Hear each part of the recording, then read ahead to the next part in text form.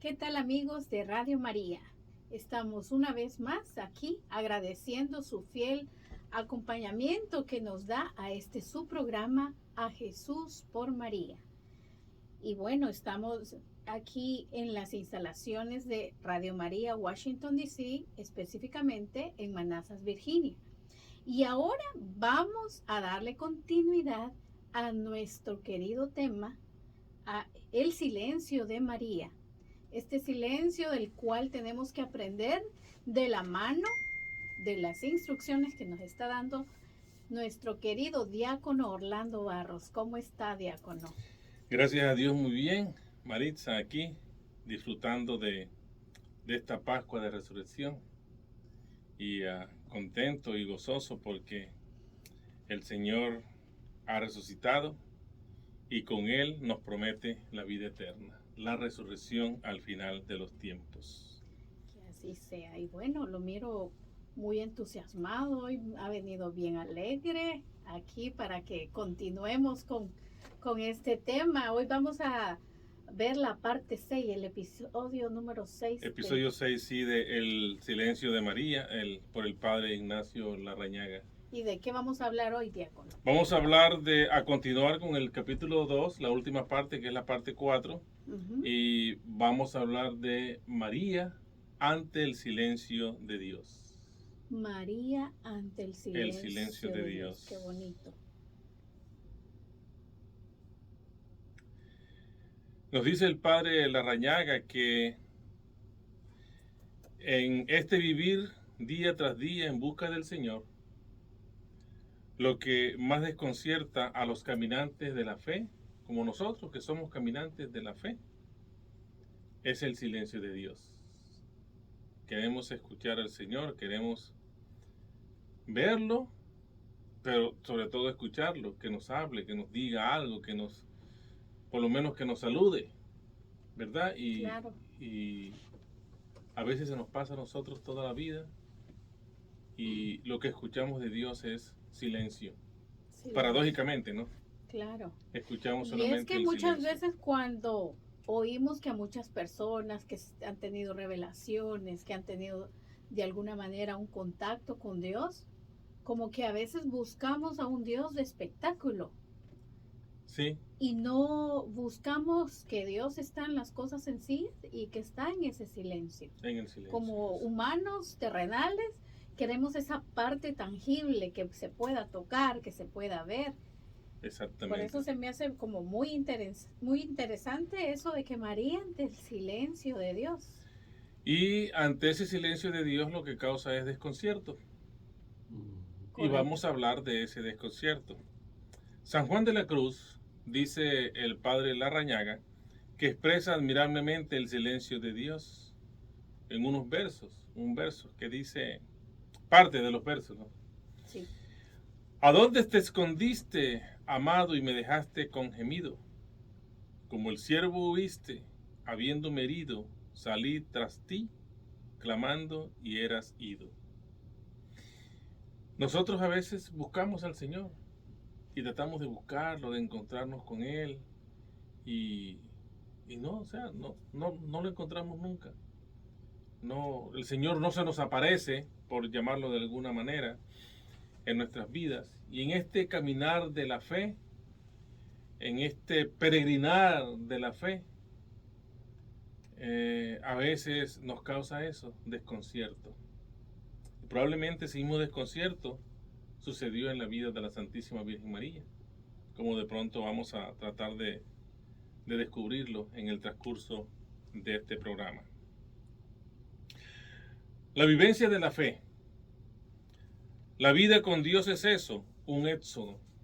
Es un siempre salir tras de ti clamando. Nosotros siempre estamos en ese caminar, en ese éxodo, en ese salir a buscar al Señor. Y aquí comienza entonces la eterna odisea de los buscadores de Dios, nos dice el Padre. Y hay unas características que compartimos, unos más y otros menos, los que estamos en esa búsqueda del Señor en nuestra vida. En primer lugar, el Padre nos cita o nos menciona el cede a la tentación, porque Dios calla. Resiste la tentación y Dios calla.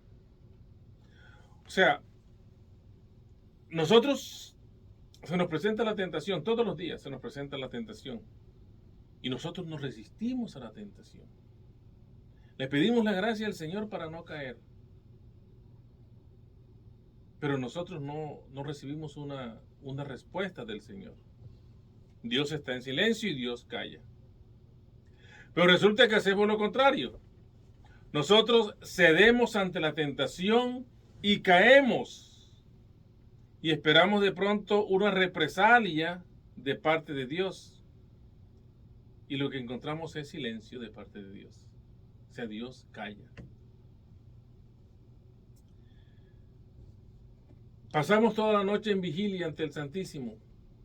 Y de pronto a la mañana siguiente, después de una noche de vela, esperamos una señal del Señor como premio a nuestro sacrificio, pero no, el Señor calla. El Señor está en silencio. La naturaleza misma habla. Nosotros vemos, ¿verdad? La naturaleza habla. Estamos en primavera, estamos comenzando la primavera y vemos que las flores están adornando las calles, los jardines de las casas. Los árboles han dejado ese aspecto moribundo que tenían en el invierno y ahora están verdes. En su máxima expresión. En su máxima expresión. Las aves. Uno sale, desde la mañana que se levanta, está ese canto de las aves, el trinar de los pájaros. Y uno dice, Dios mío, la naturaleza está hablando. Pero Dios calla. Dios está en silencio siempre. Le sucedió a los 3 reyes magos. Los 3 reyes magos siguen a la estrella. De pronto la estrella desaparece. Y ellos quedan desorientados. Y están tan desorientados que se van a buscar información a donde Herodes. Y Herodes entonces sí los engaña, los trama. Y tras de esa amistad de Herodes hay un fin maligno. Pero ellos van a buscar y se les aparece la estrella otra vez, que los guía hasta donde está el recién nacido. El mismo Jesús en la cruz experimenta una profunda soledad y siente que el Padre lo ha abandonado. Señor, ¿por qué me has abandonado? El mismo Jesús, siendo Dios, siendo el Hijo predilecto de Dios, sintió esa soledad. Hay preguntas existenciales que nos hacemos todos nosotros, los que tengamos fe o las personas que no tienen fe. Hay preguntas existenciales. Cuando sucede la muerte de un niño, o muere una mujer joven que deja 2, 3 hijos, la pregunta es, ¿por qué se murió el niño? ¿Por qué el niño? ¿Por qué esta madre joven? Si era una madre abnegada, era una mujer que todos los días se levantaba a luchar por sus hijos y se murió. ¿Qué va a pasar con esos niños?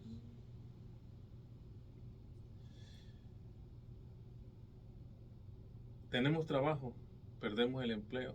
El trabajo lo perdemos de un momento a otro y quedamos desorientados. Entonces vienen esas preguntas existenciales, Señor, ¿por qué? Y hay otra todavía peor, ¿por qué a mí? ¿Por qué a mí?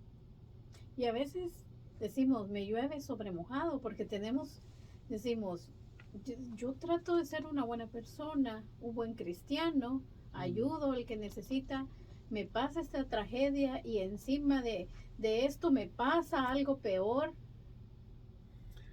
Como diácono yo tengo la oportunidad de escuchar eso. Muchas veces en la comunidad, después de la misa, la gente me pide citas para consejería porque tienen problemas. Y por lo general es lo mismo, eso que usted acaba de decir. Diácono, yo soy un buen hombre, yo soy una buena mujer, yo trabajo, yo mire, todo lo que yo hago es por mi familia, yo ayudo a las personas y me pasan estas cosas. ¿Por qué a mí? Son las preguntas existenciales que nosotros no tenemos una respuesta para eso. Y no tenemos una respuesta porque nuestra fe la tenemos que ir edificando cada día. A veces nosotros sí pensamos que tenemos una fe muy fuerte, muy férrea, pero ante cualquier circunstancia desagradable para nosotros, ante nuestra propia experiencia, hasta nuestro propio entender y comprender de las cosas, entonces nuestra fe flaquea, se debilita. Y el mismo Pedro, ¿verdad? Oh, sí. Que estando con Jesús y dijo, Señor, yo te amo, yo nunca te voy a fallar. No, yo contigo voy hasta el Calvario. O sea, yo, Pedro, Ajá. pero yo no te voy a... ¿Cuándo? Dios me libre de eso, diría Pedro. Y a la primera dijo, no, yo ese señor no lo conozco. Nunca en mi vida lo he visto. Sí. Esas son las preguntas existenciales porque siempre el silencio de Dios nos crea dudas. Hay desconcierto y va minando las resistencias, incluso las resistencias más sólidas. Las va minando poco a poco. El Salmo 41 a mí me encanta. Hay una parte que dice que ¿por qué te afliges? No, que nada te turbe, nada te espante. Solo Dios basta. Nada te turbe, nada te espante. Pero también el Salmo 41 nos dice, ¿dónde está Dios? Pregunta. Y el Salmo 29, escondiste tu rostro y quedé desconcertado. Porque nosotros siempre estamos preguntándonos a nosotros mismos. Y le preguntamos a los demás, a nuestros hermanos, ¿dónde está Dios? ¿Dónde está Dios? ¿Qué pasó aquí? ¿Por qué? Muchas veces, ¿quién es Dios? Sí, ¿por qué sucedió esto? ¿Por qué le sucedió esto a mi amigo? ¿Por qué le sucedió esto a mi papá? ¿Por qué mi mamá tiene un cáncer? ¿Por qué mi mamá esto? ¿Por qué mi papá esto?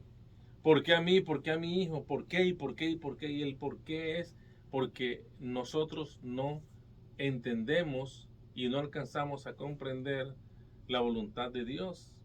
Y se nos dificulta entender que somos humanos y que todas estas cosas hacen parte de la vida, del diario vivir. Por eso nosotros nos enfermamos, por eso nosotros tenemos que ir al médico, por eso nosotros tenemos que de alguna manera tratar de tener una buena alimentación en lo que sea posible, ¿verdad? Recuerdo que en un programa anterior hablábamos de esto, que el hecho de a veces no, siempre, abandonarnos a la voluntad de Dios, que eso nos da paz.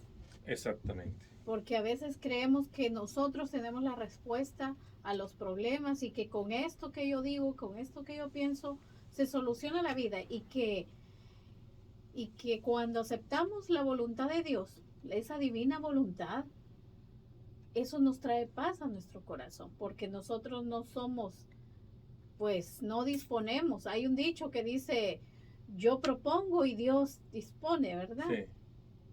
Uno propone y Dios dispone.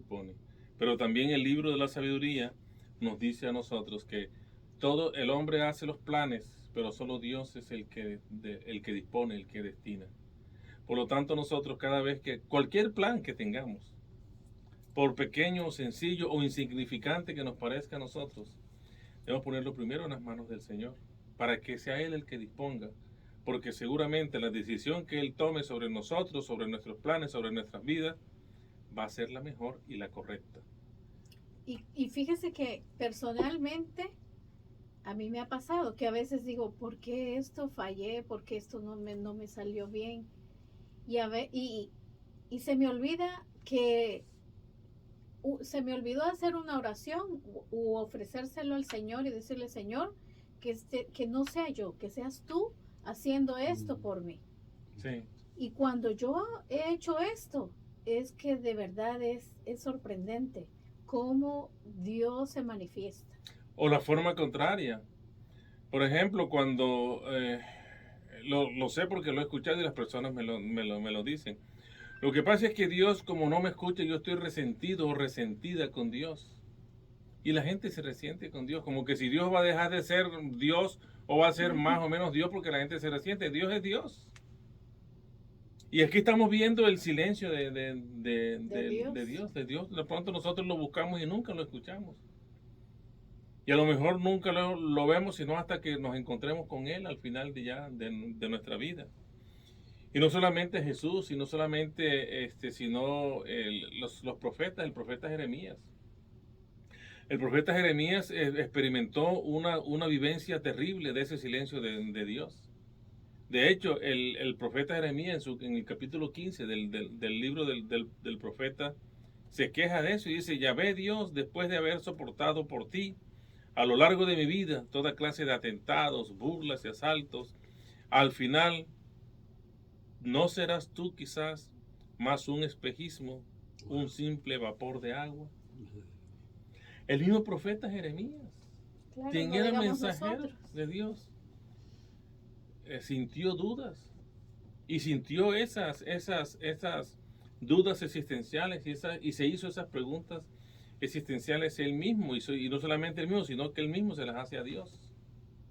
¿Acaso tú serás una ilusión apenas? ¿Acaso serás un espejismo? Duda. Pero también nos dice el padre Larrañaga que solo un profundo espíritu de abandono y una fe adulta. Cuando yo estaba preparando este programa, lo resalté en negrillas, la fe adulta.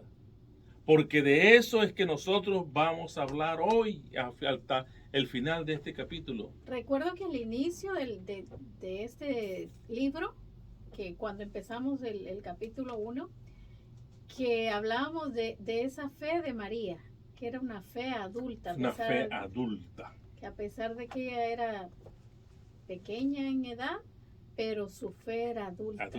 Y podemos nosotros escribir esta fe adulta con letras mayúsculas para que sobresalga.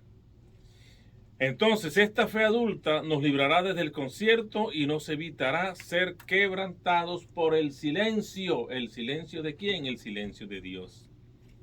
La fe adulta es la que ve lo esencial y lo invisible. La fe adulta es la que ve más allá, es la que ve lo esencial de las cosas, de los hechos que nos suceden cada día. Es la que sabe que detrás del silencio respira Dios y detrás de las montañas viene llegando la aurora. Reflejándonos detrás de la montaña que hay. Si nosotros en la mañana nos paramos, buscamos el norte y a nuestra derecha está el oriente. Y seguramente si es muy temprano, 3 de la mañana, vamos a ver oscuridad. Pero detrás de esas montañas que dan la oscuridad, ahí viene la aurora. Ahí viene Dios. Siempre hay un nuevo amanecer. Por muy oscura que sea nuestra vida, por muy oscuro que sea el momento que estemos pasando, por muy oscura que sea la situación que estemos experimentando, siempre hay un amanecer. Un nuevo amanecer. Y es la presencia de Dios en nuestras vidas. Lo esencial, la realidad última, solo queda asequible a la mirada penetrante de una fe pura y desnuda, de la fe adulta. Veamos entonces a María, o la figura de María, en la marcha de la fe. Decíamos al comienzo que nosotros somos peregrinos de la fe. Ahora veamos a María en ese peregrinar de la fe, en esa marcha de la fe. Y entonces miremos o imaginémonos por un momento el comportamiento de María en ese silencio de Dios. Mire, Nazaret tiene una distancia aproximada de Belén de 150 kilómetros. En la actualidad, con carreteras transitadas, con autobuses o vehículos automotores, 150 kilómetros, más o menos es la distancia que hay. En aquella época pudo haber sido mayor, Claro. porque los caminos eran caminos de herradura, rústicos, polvorientos, donde transitaba generalmente ¿quién? El ejército romano.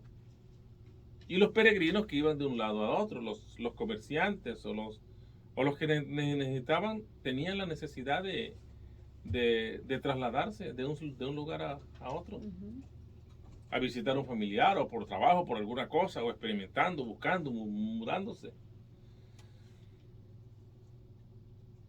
Es posible, decíamos que en aquel tiempo fuera mayor, que ahora son aproximadamente 150 kilómetros. Entonces, imaginémonos a María. María está embarazada. Ya está en las últimas semanas de gestación.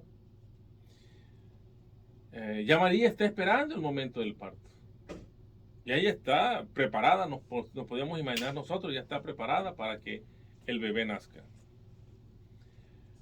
Y la madre en esos 150 kilómetros tuvo que caminar lentamente. Estaba embarazada, con eventuales paradas y descanso, porque se cansaba.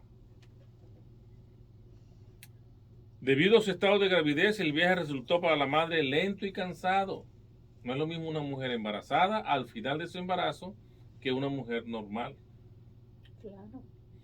Podemos calcular que en estas circunstancias el viaje demoró aproximadamente 8 días. Y probablemente un poco más, 10 días. Entre 8 y 10 días demoró la caravana de José con María de Belén hacia, de Nazaret hacia Belén.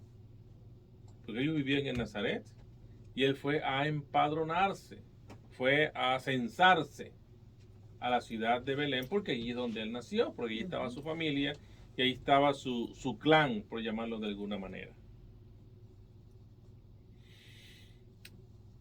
Pero hay dos cosas que nosotros debemos tener en cuenta de María. La primera de ellas es que María, ella misma,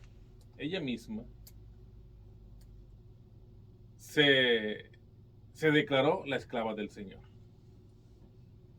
Y consecuentemente a esa esclavitud voluntaria de María al Señor, entonces le pidió y le permitió al Señor que hiciera su voluntad. Yo soy la esclava del Señor, hágase en mí tu voluntad. Podemos decir que la Virgen María tuvo pues el silencio de Dios, pero solamente tuvo la manifestación de Dios o el mensaje de Dios con el arcángel Gabriel, y fue la única. Exacto, sí. Es el mensajero. El mensajero llegó. Y fue su único mensaje, así como... Sí, fue el único mensaje. El mensajero llegó a cumplir su trabajo. Le trajo el mensaje y se fue. Y él no apareció más en la vida de María. Él llegó a cumplir con lo que su jefe le había enviado. Le dijo, ve y llévale este mensaje a esta niña allá en este pueblecito. Y él fue, se apareció, le dio el mensaje y con las mismas se fue. Y no tuvo María ninguna otra experiencia. Pero en ese encuentro corto, María tuvo la oportunidad, en primer lugar, de ofrecerse al Señor como su esclava. Y al ofrecerse como su esclava, entonces le permitió que se hiciera la voluntad del Señor en su vida. Es importante que tengamos en cuenta esto, porque vemos entonces el embarazo de María, ese caminar y transitar de María desde Nazaret hacia Belén, que fue penoso, pesado, lleno de dificultades. A lo mejor llevarían las escasas comida para el viaje, tendrían agua o buscaban agua, ¿verdad? No tenían las comodidades que podemos tener nosotros hoy en día. Y van pasando los días y hacen lo posible en cuanto al alimento y en cuanto al descanso. Y todos los resultados podemos imaginarlo que son adversos. No resiste ni se agita, sino que María se entrega. María no se queja, María no resiste, María solamente se entrega. ¿Se entrega a quién? al Señor. ¿Por qué? Porque ella es la esclava. Y él le dijo, hágase en mí según tu voluntad. Si tú quieres que yo vaya allá, pues yo voy. Sin quejarme. En mi tierra dicen sin quitar. Sin quitar. María no llorará porque el llanto es una especie de protesta. ¿Nosotros por qué lloramos? ¿Por qué nos desahogamos? Porque a veces tenemos una opresión en nuestro pecho, en nuestro ser, que necesitamos que eso salga por algún lado. Descargar. Exactamente, y descargar. Y la única forma de descargar es el llanto. Entonces, porque el llanto es una consolación. Y es liberador. Y es liberador, pero el llanto también es una protesta. Yo lloro, ¿por qué? Porque tengo que protestar de alguna manera y no lo puedo decir con mi boca, pues entonces lloro. Y como María es la sierva del Señor, entonces ella no se puede, no le es permitido protestar. Así de sencillo. Ella es la sierva, es la esclava del Señor. Y el esclavo no protesta, el esclavo obedece. Su hágase en mí lo que tú deseas, le dará perpetuamente un formidable estado interior de calma, serenidad, elegancia, dignidad y una categoría inferior fuera de serie, de su humildad. Una humildad de verdad. Pero también María tiene una dulzura inquebrantable. Es la esclava del Señor, le permite al Señor hacer su voluntad.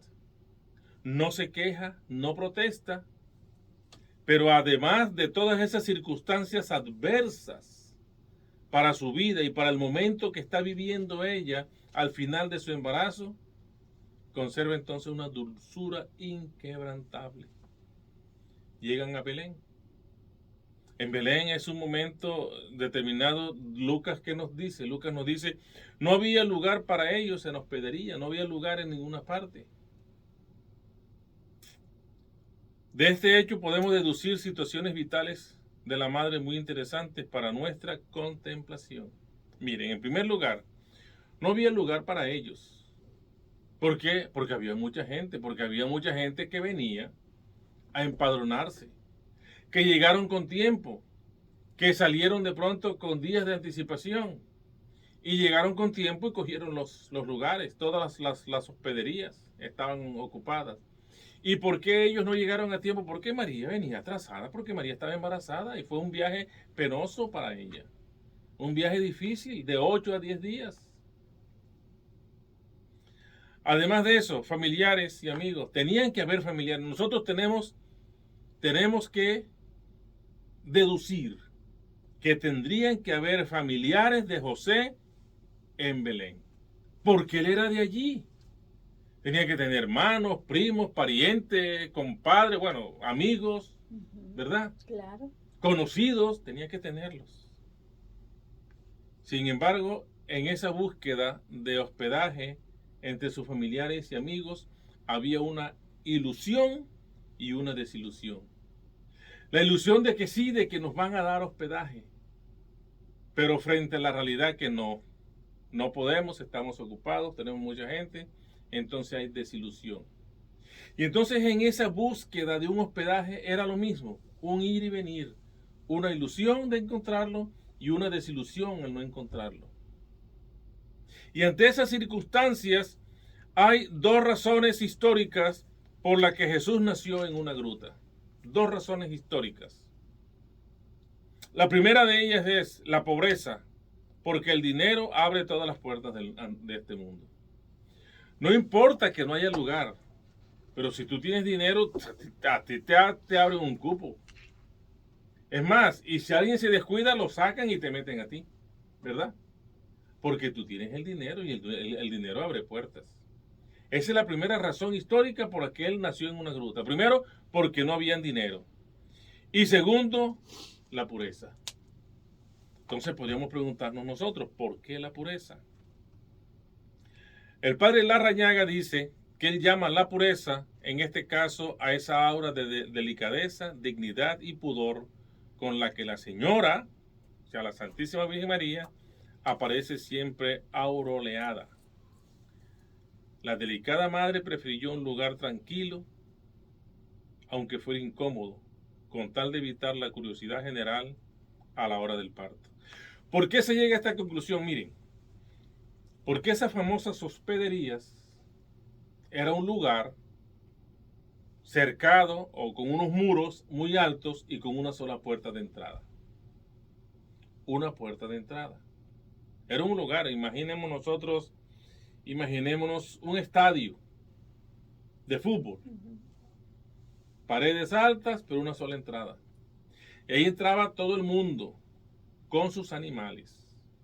Los animales en el centro.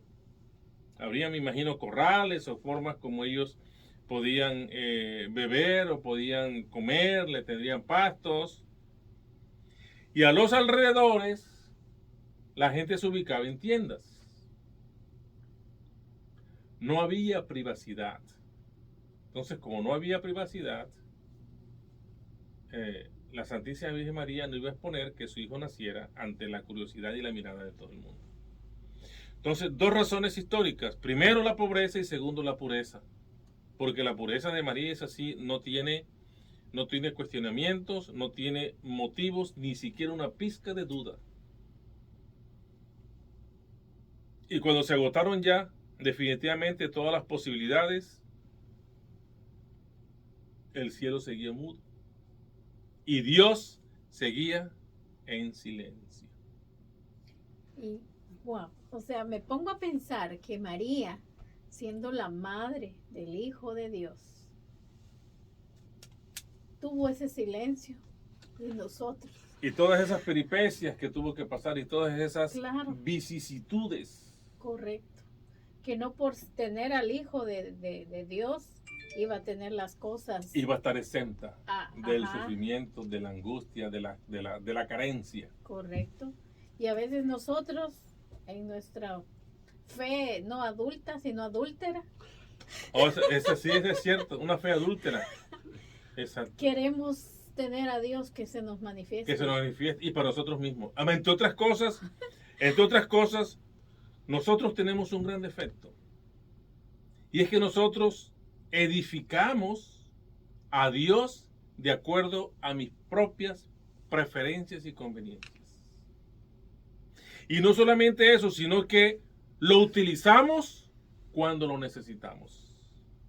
Cuando no necesitamos a Dios, no, Dios, quédate tú allá y yo aquí. Es más, no te metas aquí, porque tú te metes aquí vas a tener problemas conmigo. Pero cuando lo necesitamos, sí, entonces sí, ven, ahora sí te necesito. Y eso lo podemos definir nosotros como una fe adúltera, una fe inmadura, una fe incapaz de poder ni siquiera imaginarse cómo puede ser el pensamiento y la voluntad de Dios en nuestras vidas. Pues sí, Dios sigue mudo, el cielo está en silencio y la madre indestructible, viendo aquel lugar que no era adecuado, entonces emprende otra peregrinación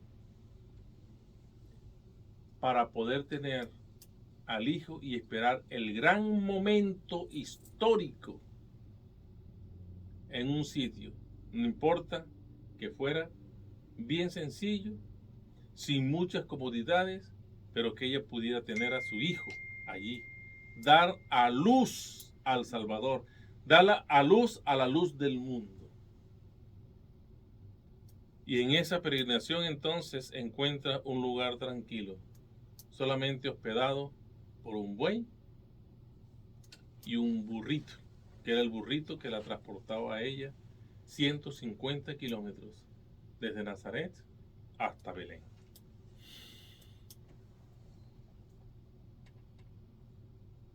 Tenemos 15 minutos. 15 minutos. En estos 15 minutos vamos a tratar de ver un poco la imagen de la madre fugitiva. Porque después que el niño nace, entonces viene una voz del cielo. Viene el mensajero que le habla a José en sueños. Pero a José. A José, no a María, No a José. María, y le dice, José, mira, despiértate, toma al niño y a su madre y huye a Egipto y estate allí hasta que te diga otra cosa. Evangelio de San Mateo, capítulo 2, versículo 13. José, toma al niño y a su madre y vete a Egipto. Entonces, nosotros podíamos imaginarnos lo que podría preguntarse también la Santísima Virgen María. Porque ella es la esclava, pero piensa. Exacto, esclava, pero piensa. ¿Por qué Herodes busca a este niño? ¿Qué mal le ha hecho Herodes a este niño? Hago un paréntesis. Una vez uno de los hermanos separados estaba hablando, o quería hablarme mal de la Virgen María. Y yo le hice una pregunta. ¿Qué mal te ha hecho la Virgen María a ti? ¿Qué mal te ha hecho la Virgen María? No tuvo respuesta. Y lo único que la Virgen María hizo por ti y por mí fue haber sido la madre del Salvador, ese que tú estás buscando que te salve y que yo estoy buscando que me salve. Qué bien. Sin embargo, María pudo haberse preguntado lo mismo. Bueno, ¿y Herodes por qué persigue a mi hijo? ¿Cómo se enteró de su nacimiento? ¿Por qué se enteró de su nacimiento? Si él nació en una cueva. ¿Qué mal le hizo Ahora, ¿y por qué nosotros nos vamos a Egipto? ¿Por qué a Egipto? Que queda más lejos. ¿Y por qué no a Samaria o a Siria o al Líbano, donde Herodes no tenía potestad? ¿Por qué a Egipto? Pero siempre María tenía presente en su corazón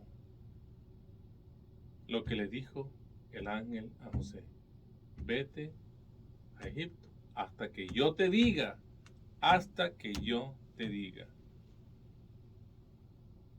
¿Y por qué? Estarán cerca los perseguidores. Y podríamos imaginarnos también lo que hizo María. ¿Cuál fue la actitud de María? María no se rebeló, ella se abandonó al Señor. Ella no se rebeló, ella se abandonó. A cada pregunta que se hacía, ¿por qué Herodes permite? ¿Por qué lo persigue? ¿Por qué a mí? ¿Por qué a Egipto? Ella tenía siempre la misma respuesta. ¿Cuál era esa respuesta? Hágase tu voluntad. Una sierva no pregunta, una sierva se entrega. Señor mío, no, yo me abandono en silencio en tus manos. Haz de mí lo que quieras. Estoy dispuesta a todo y acepto todo. También aquí podemos resaltar también esa voluntad aceptada de José, porque igual él dijo, esto fue un sueño, ni siquiera es que se me presentó. Sí. Y haber creído en ese sueño. Sí, porque él tenía la experiencia del sueño anterior, cuando el ángel se le reveló y le dijo, y es que ella sí está embarazada, pero no es de hombre, es del Altísimo, y quien va a nacer será hijo de Dios. Es más, llámalo Jesús. Y entonces José va y busca a María y se la lleva a vivir a su casa. María era una fugitiva política, como muchos fugitivos políticos. Sí, sí. Como usted, como Pepe, el director de Radio María en Washington, D.C. Perseguidos políticos. Como en una situación pude haber estado yo también. Y muchas personas. Perseguidos políticos. Hay una huida de María despacio y deprisa. ¿Por qué despacio? Porque tienen que andar con sigilo. No pueden ir por los caminos normales, sino que tienen que ir a la vera del camino y de pronto entre los matorrales. Porque ellos son perseguidos y de pronto pueden venir siguiéndolo. Si Herodes, ¿cómo se enteró Herodes? A lo mejor vienen buscándonos. Pero deprisa también porque tenían que salir de las fronteras del poder de Herodes y llegar a Egipto. Y pensando en la situación que está viviendo ahorita Nicaragua, por el hecho de ser católico, son perseguidos. O sea, aquí a la vuelta de la esquina lo tenemos. A la vuelta de la esquina, en nuestros propios territorios, por decirlo una cosa, en la cola del patio, lo tenemos nosotros. Pero además de eso, cuando llegan a Egipto, se encuentran no con un paraíso, se encuentran con un desierto. Y tienen que atravesar ese desierto. Y ese desierto no es sino un mar de arena, donde no se halla un matorral, ni un tallo de hierba, ni una piedra. Nada, nada. Eso es arena, pura arena. Comida y agua, me imagino yo lo que alcanzaron a recoger. Recoge estos panes, recoge estas panes nomás, porque ¿qué más van a llevar? Y agua. Y ahí vemos el silencio de Dios, porque no es porque ahí va tu hijo y aquí les pongo estas botellitas de agua. Exacto. Sí. Mire, a los inmigrantes de Sudamérica y de Centroamérica que atraviesan la frontera de este país, uno mira que ellos la gente en el camino les regala agua. Y hay gente que la misión que tienen, sin conocer a las demás personas, es esa: tenerles agua y comida a los inmigrantes. Pues de pronto, a lo mejor María y José encontraron eso, a lo mejor no. Pero el desierto, en medio de esa devastada soledad telúrica y envuelta en el silencio de Dios, la madre ahí va, repitiendo permanentemente su amén a cuanto se trata de no ser descubierta por los perseguidores. Amén, amén, amén. Pero también hay una prueba. María tuvo que pasar una prueba. Y esa prueba no es más que la prueba del desgaste. Miren, la prueba más aguda para la fe de María estuvo en el Calvario. Pero la prueba más peligrosa estuvo en esos 30 años bajo la bóveda del silencio de Dios. 30 años. Y entonces analicemos un poquito en estos últimos 8, 9 minutos que nos quedan. Miren. La herida producida por la espada que le fue profetizada a María en la presentación del niño por Simeón, el sacerdote del templo. Por muy profunda, por muy sangrienta que hubiera de ser o hubiese sido, no fue tan amenazante para la estabilidad emocional y para la fe de María como esos interminables 30 años que envolvieron el alma de María, la psicología de María, con un manto de rutina y de desgaste. ¿Qué pasó en esos 30 años? ¿Qué pasó en esos 30 años? Tuvieron una aventura. Nació el niño en Belén, tuvieron que salir corriendo para Egipto, ¿verdad? Hasta los 7 años más o menos que regresaron, pero de pronto en Egipto fue igual. Una vida que no pasaba nada, esperando solamente la llamada de Dios para que pudieran regresar. Y durante esos 30 años, ¿qué pasó? Nada, absolutamente nada. Y María entonces podía preguntarse,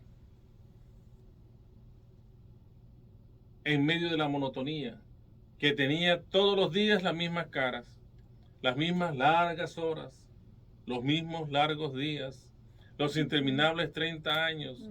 La madre observa todo. Ahí está el muchacho, creciendo, trabaja, come, reza. Que hay un silencio también. Hay un silencio. Jesús. Siempre lo mismo, un día y otro y otro. Una semana y otra y otra. Un año y otro y otro. Y todo sigue igual, como si el tiempo se hubiera paralizado.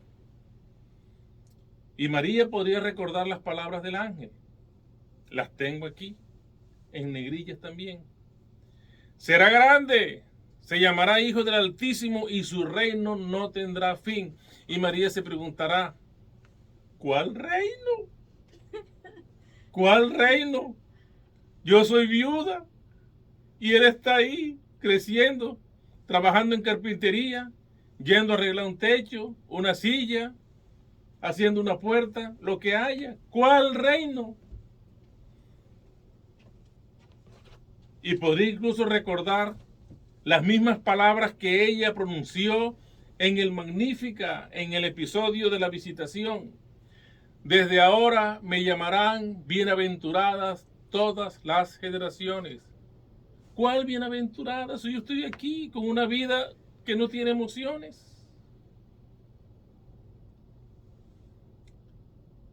La realidad que tenía María ante sus ojos era una realidad totalmente distinta.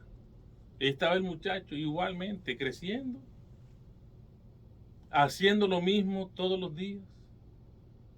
Ahí estaba el silencio, y él silencioso, solitario, reservado. ¿Será grande? No, no era grande. Era una persona común y corriente dentro de la comunidad. Era igual que todos los demás. La madre igualmente estaba golpeada por la perplejidad. Pero Señor, si tú me prometiste que él iba a ser No se ve claro. Pero yo no veo nada. Sí. Y Dios está en silencio. Y Dios en silencio. Sin embargo, María, todo parecía absurdo, pero ella respondía siempre, amén. Y el silencio de Dios seguía exactamente igual. Y ella respondía, hágase tu voluntad, Señor. En lugar de Dios a María, en lugar de Dios exigir, en lugar de María exigir a Dios una garantía de veracidad, la madre se aferraba incansablemente a la voluntad de Dios. Bueno, Señor, ni modo, que se haga tu voluntad. Ni siquiera ni el ni modo. No, ni siquiera ni el ni eso. modo. Sí, bueno, Señor, que se haga tu voluntad. Ajá. Para cualquier persona, en cualquier estado, María es el modelo. Su coraje y su fortaleza, esa fe adulta, nos librará también a nosotros de cualquier asfixia. Por eso siempre nosotros lo hemos dicho, lo seguiremos diciendo hasta la saciedad. María es el modelo de fe que tenemos nosotros, es el modelo de vida cristiana que tenemos nosotros. Pues aquí está un ejemplo. Aquí está un ejemplo. La fortaleza, el coraje, la fe adulta de María. Sin hablar de la espada, ¿no? Porque la espada, incluso en el Concilio Vaticano II, hace referencia a esa espada que atraviesa el corazón de María. Y hace referencia porque incluso en el capítulo 5 del Lumen Gentium habla sobre María y dice, y mantuvo fielmente la unión con su hijo hasta la cruz, se condolió vehementemente con su unigénito y se acogió y se asoció con corazón maternal a su sacrificio, consintiendo con amor en la inmolación de la víctima engendrada por ella misma. Lumen Gentium, capítulo 5. Documento de la Iglesia, documento del Concilio Vaticano II. Esa espada María, esa espada atravesando su corazón, María la experimentó en el Calvario. Sin embargo, ella estaba ahí incólume, sin protestar, sin quejarse, porque ella como esclava solamente aceptaba la voluntad del Señor.